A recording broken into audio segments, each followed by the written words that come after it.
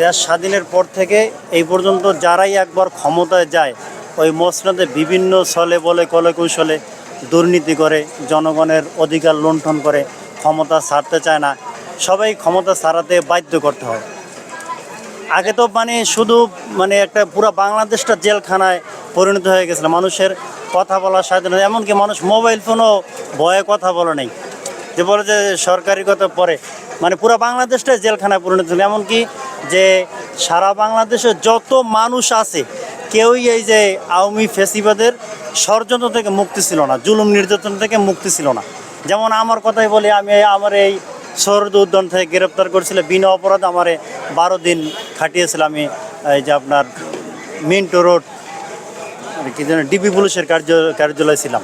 অনেক মানুষ ছলে বলে কল জামাত ইসলাম, অমুক হেফাজত, এই বিভিন্নভাবে ধরত। তাদের পক্ষে থাকতে হলো সঙ্গী, আর বিপক্ষে হইলো জঙ্গি।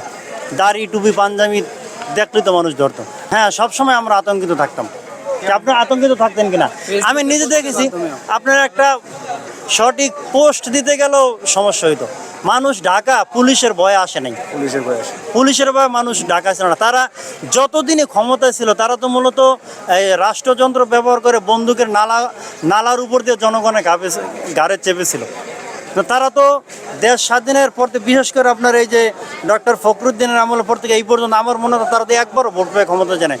আপনারা দেখছেন যে টিভি চ্যানেলগুলোতে, রেডিও চ্যানেলগুলোতে যে সন্ধ্যার আগে অন্য অন্য দল আগাই থাকতো, আর সন্ধ্যার পর রাত্র যত গভীর হয় তাদের ফলাফল তত ভালো হইতো। নির্বাচন বলে এই দেশে কিছু ছিল না, মানুষের ভোট দেওয়ার অধিকারই ছিল না। কথা আমার ভুল হইতেছে, ভোটের অধিকার ছিল না।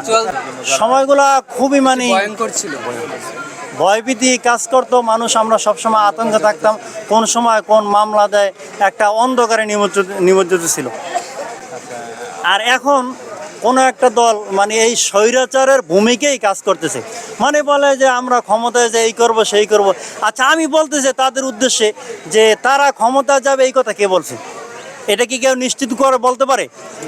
যেমন দেখছেন যে চাঁদাবাজি, জুলুম, নির্যাতন কিভাবে শুরু হয়েছে। আপনার পাথর মাইরা চাঁদা নেওয়া দেওয়ার কারণে মানুষ মাইরা ফেলছে। আর বিভিন্ন জায়গায় এরকমভাবে শুরু হয়ে গেছে। এই গুলিস্তান বলেন, পল্টন বলেন, কোনো একটা দল এইভাবে আগের যারা ছিল তাদের ভূমিকাই কাজ করতেছে। এদেরকে রুখতে হবে। চাঁদাবাজি করে, সন্ত্রাসী করে, এটা কোনো দলের হতে পারে না। চাঁদা দিয়ে চাইতে আসলে এটা সবাই প্রতিবাদ করা দরকার।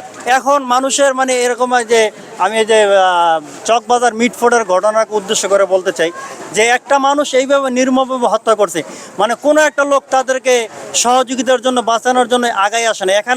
এখানে মূলত সোহাগের মৃত্যু হয় নাই, এখানে মানবতার মৃত্যু হয়েছে।